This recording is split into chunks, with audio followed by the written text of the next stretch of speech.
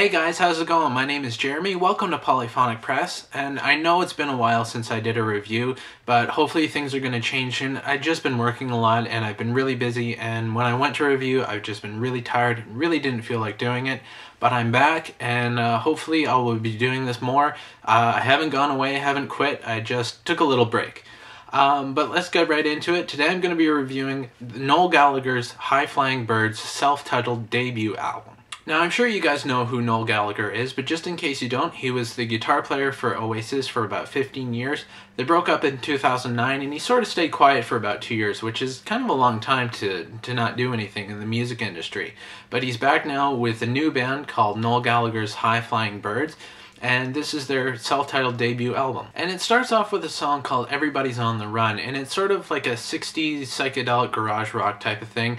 And it's very poppy, but it's got a lot of things going on with it. It's got a string section, background vocals, and it's a little hard to grasp and a little hard to get a hold of because it's got so much going on with it.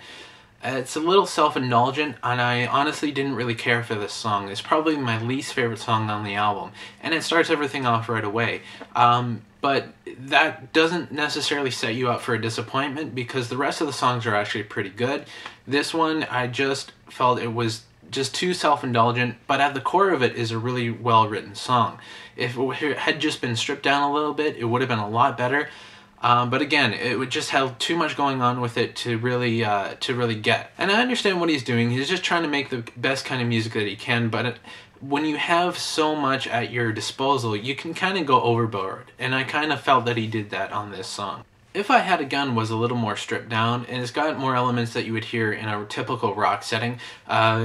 Electric guitars, bass drums, and a little bit of keyboard for flavoring.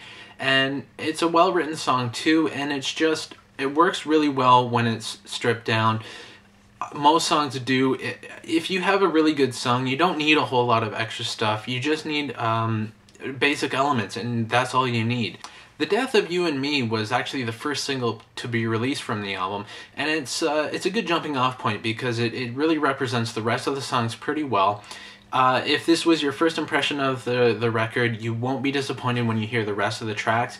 And it's just got a really soft acoustic feel to it, but it's not wimpy or ballady. It's just a really well written song, and at the core of it is just really good melodies and really good instrumentation and just a catchy hook. The song I Want to Live in a Dream in My Record Machine is another psychedelic adventure, much like Everybody's on the Run, except with the like the background singers and the strings and everything like that. Unlike Everybody's on the Run, it actually fits this song really well.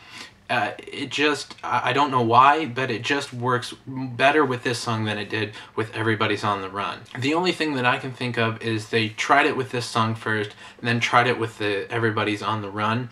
It works with this one, didn't work with that one. But they sound similar, different melodies, different rhythm and everything like that. So it just goes to show you that sometimes it works, sometimes it doesn't. Soldier Boys and Jesus Freaks is really more of a 60s pop tune. You know, with the Vox organ in there and the tambourine and the guitar, it has very vintage feel to it, and it just feels like a pop song that you would hear on like 60s radio, like not garage rock, but pop, like Motown or something, but not quite as soulful. And lyrically, it's a really funny song too, and you just have to hear it to really get the humor. A song called Stop the Clocks closes the album, and it was actually written for Oasis, but they never released it officially. I believe they played it live a couple times though. And you know, it kept being announced that it was going to be on the next album, but it never really got released.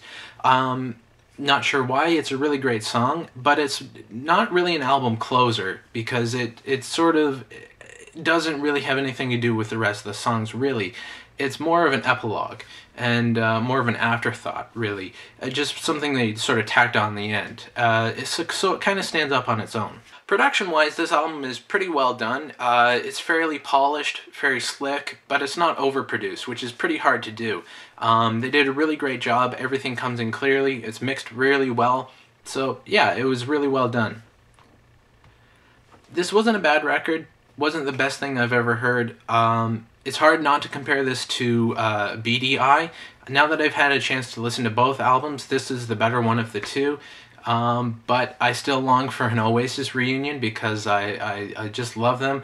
And I think although this is better than BDI, it's not better than Oasis. I think they would be stronger if they were together. Unfortunately, that's not the case, so this is all we have. But yeah, so I'm going to give it a 7 out of 10. That's what I thought about the album. Let me know what you guys think in the comments or with a video response. Don't forget to check out the Twitter and Facebook pages. Links are all in the description, as well as the website, polyphonicpress.com. And if you'd like me to review an album, let me know in the comments or with a private message or an email, however you can get in touch with me. And I guess that's about it. I'll see you guys on Friday. Take care.